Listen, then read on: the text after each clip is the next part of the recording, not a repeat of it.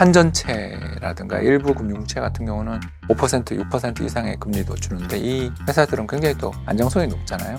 이런 채권들 매매할 수 있으면 사면 좋은데 문제는 이제 고금리를 제시해주는 회사채 투자에 대해서는 저는 조금 우려를 갖고 있는 게 안녕하세요. 이코노미스트 홍춘욱입니다. 채권 투자 요즘 완전 장안의 화제입니다. 왜 채권 투자가 요새 이렇게 인기를 끌게 되었는가? 채권은 도대체 주식이랑 뭐가 다른가? 이런 부분들에 대해서 관심을 가지신 분들은 이번 강의가 참 도움되지 않을까 생각합니다. VOD 강의에서 채권 투자 강의 시작하겠습니다. 곧 런칭 예정인 VOD 강의에서 채권 투자도 다루니 많은 기대 부탁드립니다. 대표님, 채권 투자에 대해서 늘 강조를 하시는데 주식과 채권은 어떻게 다른 건가요? 둘 다 뭐 미래의 수익의 현재 가치를 만들어서 거래를 하는 그런 상품이라는 것에서는 동일한데, 다만 이제 채권과 주식의 가장 큰 차이는 이게 변동적인 수익이냐 고정적인 수익이냐에 대한 기대 차이인 것 같아요. 그래서 주식이라는 것은 기업이 돈 잘 벌면 미래에 배당도 잘 주고 또 자사주 매입 소각도 해주고 해서 주가를 올릴 수도 있지만, 반대로 미래 이익 전망이 악화되는 경우에는 잘 주던 배당도 깎아버리고 심지어 보유하던 자사주를 시장에 풀어버리는 경우조차 생기잖아요. 그렇기 때문에 주식은 변동수익 채권 또는 변동수익 증권 뭐 이런 형태라고 볼 수 있고요. 채권은 이제 고정수익인 거죠. 올해 예를 들어서 5% 이자를 주고 내년에도 5% 이자를 주고 3년 뒤에도 5% 이자를 주는 채권이 있다. 3년 만기 5% 쿠폰 이자를 주는 채권이 있다. 그러면 이 채권의 가격은 얼마냐? 이렇게 계산을 해보는 거죠. 근데 이제 이 채권의 가격이 딱 확정된 것처럼 느껴지는데, 왜냐하면 100원인에 5원, 5원, 5원 받으니까 15원에다가 3년 뒤에 받게 될 원금하면 115원에 시장에서 거래되는 게 당연한 것처럼 보이는데, 문제는 기회비용이죠. 내가 그 115원의 확정 수익은 갖고 있는 건 맞지만 지금 현재 갑자기 시장이 바뀌어가지고 인플레이션이 크게 나고 시장에서 발행되는 채권의 금리가 갑자기 10%가 됐다. 자, 그러면 나는 바보가 된 거죠. 115라는 확정적 수익은 기대되지만 한 해에 10% 수익이 생기는데 지금 나는 목돈을 3년 동안 115 받기 위해서 묶어둔 거죠. 그러면 이 가치는, 상대적인 이 채권의 가치가 떨어질 거 아니에요. 시장에서 금리가 10%로 2배가 올랐으니까 새로 발행된 10% 채권의 인기는 올라가지만 작년에 발행됐던 연 5%짜리 채권의 인기는 폭락할 겁니다. 그러면 이 가격이 조정이 돼야 되겠죠. 그러니까 이것이 바로 시장 이자율입니다. 그래서 시장 이자율, 바로 지금 새로 발행된 지표 채권의 이자율이 딱 결정되는 순간 이전에 낮은 금리로 발행된 채권들의 가격은 폭락할 것이고, 왜? 그걸 팔아서 지금 다른 걸 사는 게 더 나은 선택이 될 수 있으니까. 반대로 금리가 떨어지게 되면 5%여서 2%가 됐다 그러면 작년에 발행된 5%짜리 채권의 인기가 폭등하겠죠. 왜? 앞으로는 2%밖에 안 주는데 2%짜리 채권 뭐하러 삽니까? 작년에 발행된 5% 채권에 대해서 웃돈 좀 붙여서 채권을 사는 게 더 나은 수익을 기대할 수 있거든요. 그래서 금리가 올라가는 시기에는 이전에 발행됐던 저금리 채권들은 뭐 인기가 완전히 그냥 폭락하는 거고, 반대로 금리가 이제 떨어진다고 생각되면 최근에 발행됐던 고금리 채권들의 인기가 올라가겠죠. 이런 식으로 채권의 가격은 움직인다라는 걸 알아두시면 됩니다. 그래서 최근에 제가 채권을 좀 사두는 게 좋습니다라고 말씀드리냐면, 발행금리가 4%짜리로 지금 채권들이 찍혔다고 가정할 때 이게 내년에 새로 발행될 채권들의 금리가 지금보다 낮다면 내년에 올해 발행된 채권의 인기가 얼마나 올라가겠습니까? 그렇기 때문에 고금리로 발행되는 채권들이 나올 때는, 그리고 경기가 앞으로 굉장히 나빠질 거라고, 저는 굉장히 나빠질 거라고 보니까, 굉장히 나빠질 거라고 보면 이 자금 수요가 줄어들 거 아니에요. 경기가 나빠지면 투자의 수요들이 위축될 거고 사람들이 뭐 집을 안 살 거 아니에요. 그러면 자금 수요가 위축되는 시기에는 결국 금리는, 돈을 쓰겠다는 사람이 없으면 금리는 떨어지기 마련이죠. 그런 시기가 오게 될 때 채권 금리가 내려가지 않겠냐. 언제? 이건 모르지만 올해보단 그래도 내년 금리가 더 낮은 수준에 있지 않겠느냐. 이런 생각을 가지고 지금 채권을 사라고 말씀드리는 것입니다. 말씀 주셨던 걸로 생각을 해봤을 때 채권이란 거는 지표라든지 어떠한 것과 같이 움직이는 걸까요? 그렇죠. 채권 가격은 미래 현금으로는 확정돼 있죠. 그러니까 고정 수익입니다. 그런데 시장 환경은 변동하죠. 주식은 미래 현금 흐름도 바뀌고 시장의 환경도 바뀌니까 굉장히 가격 변동성이 큰 거고요.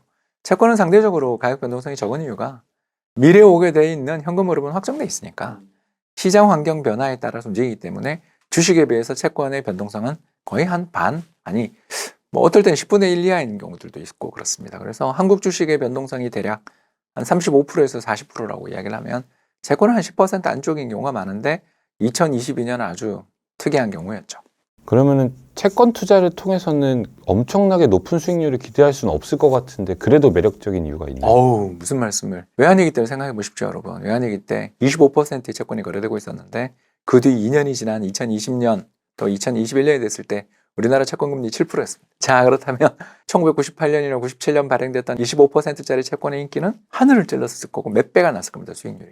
그런 것처럼 채권금리가 급격히 떨어지고 또 두 번째 채권의 쿠폰, 지급되는 이자가 절대적인 수준이 높을 경우에는 어마어마한 성과가 나는 경우들이 종종 있습니다. 그래서 우리나라의 상당수 거부들은 25% 이자가 일반적이던 1997년, 98년에 채권을 적극적으로 매입했던 분들이 우리나라 모 금융그룹의 대표님도 계시고 어마어마한 부를 이루신 분들은 사실 채권 투자자에서 많이 비롯됐다고 볼 수 있습니다.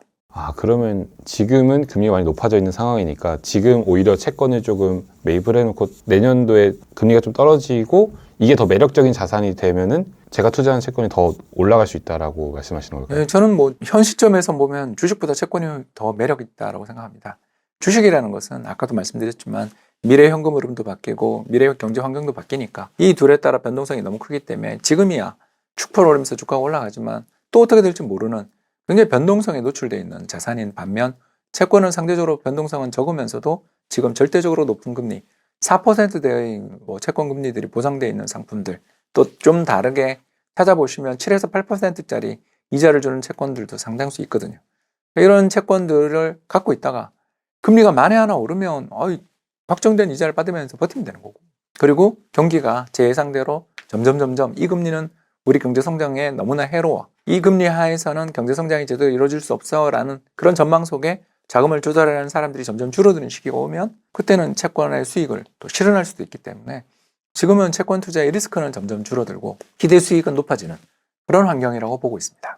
지금 같은 금리 인상기에는 채권 가격이 하락을 하는 만큼 매수 적기다라고 말씀해 주시고 계신데 지금 현재 평균 채권 가격과 그리고 평균 이자율이 어느 정도 되나요? 가격이라는 건 이제 보통 100 기준으로 해서 거래가 되니까 그건 좀 뭐 많이 빠졌죠. 많이 빠졌고 우리 채권 선물 지수 이런 것들을 보시면 될 것 같은데 금리는 일단 최근 들어서서 이제 한 4% 중반까지 갔다가 좀 내려가는 정도 레벨인데 한전채라든가 일부 금융채 같은 경우는 5%, 6% 이상의 금리도 주는데 이 회사들은 굉장히 또 안정성이 높잖아요. 그러니까 이런 채권들 매매할 수 있으면 사면 좋은데 문제는 이제 고금리를 제시해주는 회사채 투자에 대해서는 저는 조금 우려를 갖고 있는 게 회사채가 개인까지 내려왔다라는 것은 기관 투자자들이 그걸 안 샀기 때문에 왜냐하면 채권의 가장 중요한 손은 국민연금, 사학연금, 교직원 기금, 거기다가 3대 생보사 등등 막 이런 우리나라를 대표하는 어마어마한 큰 손들이 채권 시장에서 가장 큰 손인데 그 사람들이 안 사고 개인 투자자들한테까지도 이거 파세요하고 판촉이 왔다라는 건 뭔가 문제가 있을 수도 있죠. 저는 2012, 13년 기억나시는지 모르겠습니다만 동양증권 기업보험 사태를 한 번만 좀 검색해 보시면 좋을 것 같다. 저는 기본적으로 채권은 분산해서 어떤 회사 채권 하나만 사는 게 아니라 포트폴리오가 다양하게 분산되어 있는 채권들이 회사채에서는 유망하다고 생각하고요. 그리고 국채나 한전채 같은 경우는 국가가 지급 보증해주는 자산들이니까 상대적으로 안전성이 높고 또 유통도 되게 잘 되니까 이런 채권들은 또 매매해 볼 만하다고 생각합니다. 안전자산에 대한 투자가 어떤 것인지 또 안전자산이 자산 배분에서 어떤 역할을 담당하는지에 대해서 많이 바쁘시지만 하루 한 강의 30일 동안만 들으시면 잘 알게 되리라 생각합니다. 안전자산 VOD 곧 론칭될 예정이니 많은 관심 부탁드립니다.